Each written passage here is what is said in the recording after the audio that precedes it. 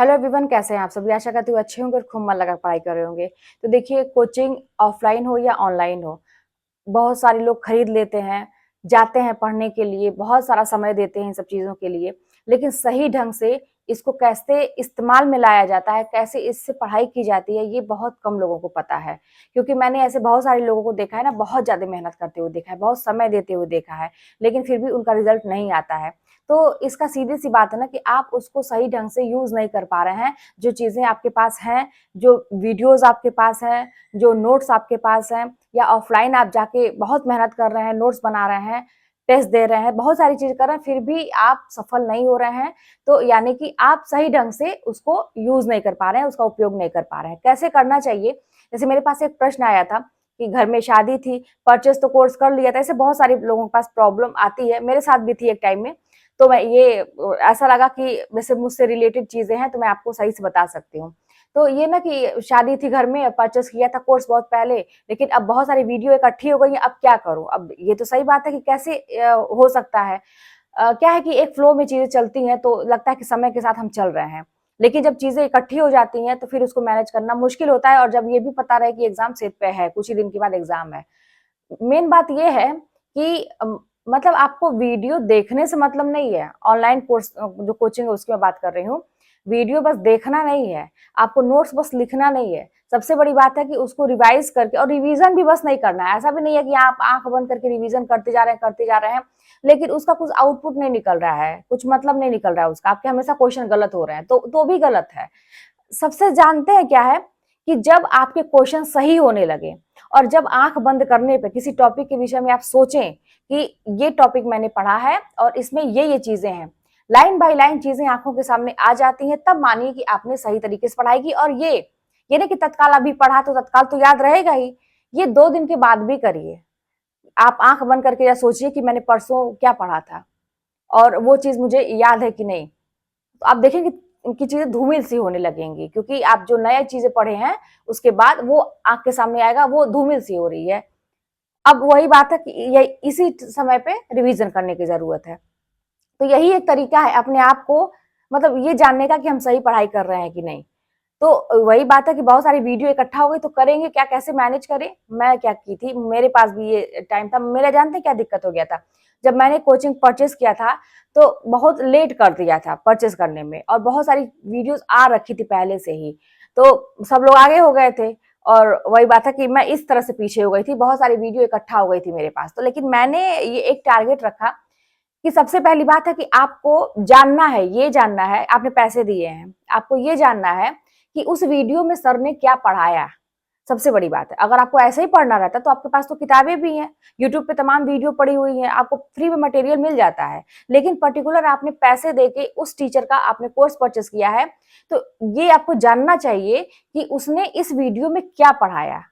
अब आपको लगेगा सेम टॉपिक है, मैं वो चीज तो किताब से भी पढ़ सकती हूँ, लेकिन उनके पढ़ाने के स्टाइल, कोई भी जो वीडियो आपका पेंडिंग है, उन टीचर के पढ़ाने का स्टाइल, कुछ चीजें एक्स्ट्रा बताना, या कुछ चीजों को ऐसे समझाना जो आप किताबों से 10 बार पढ़ेंगे और वो चीज आपको एक बार सुनने से याद हो जाएगी। तो इसलिए सारे वीडियो को देखना जरूरी है। अब कैसे मैनेज होगा, ये दिक्कत है। तो टारगेट ये रखिए, अब आपको मतलब कहते हैं ना कि कमर कस लेनी है ना, और एकदम से तैयार हो जाना है। समझिए कि जैसे एक राजा है, योद्धा है, युद्ध भूमि में जा रहा है लड़ने के लिए, और उसके दरवाजे पे दुश्मन आ गया है ना, और दरवाजा बंद करने का भी मौका नहीं दिया। इमेजिन करिए, ऐसे मूवी में नहीं होता है कि बड़ा सा दरवाजा होता है, सेना लेके आते हैं, दूसरे दुश्मन जो राजा रहते हैं, दरवाजा बंद करने का मौका नहीं मिलता है, वो सब दरवाजा तोड़ के अंदर घुस जाते हैं, मारते काटते सबको आगे बढ़ जाते हैं। तो आपके साथ अभी समझिए यही स्थिति है, आप उसमें के योद्धा हैं, आपको हार पसंद नहीं है, ऐसा सिचुएशन है, तब भी आपको हार नहीं मानना है।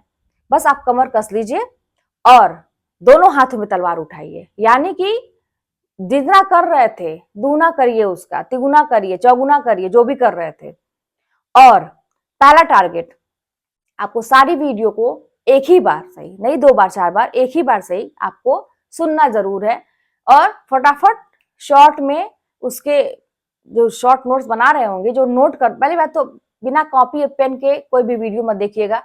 मैंने बहुत सारे लोगों को देखा है कि मैं किचन में रोटी बना रही हूँ, वीडियो चल रहा है, मैं ऐसे करती हूँ, मैं तो चलती रहती हूँ, वीडियो चलता है। ये बहुत ही गलत तरीका है। ऐसे नहीं पढ़ाई होती है। पढ़ाई का एक माहौल बनाइए, तभी पढ़ाई हो पाएगी। जैसे पूजा का हम माहौल बनाते हैं भगवान के लिए, वैसा। तो आप कॉपी पेन लिए बिना वीडियो नहीं शुरू करेंगे, ठीक है। अब वहां पे जो भी चीजें आप फटाफट देखिए, फास्ट फॉरवर्ड करिए, उसको 1.5 पे कर लीजिए। उस हाँ, इतना सही रहेगा, इससे ज्यादा नहीं सही रहेगा।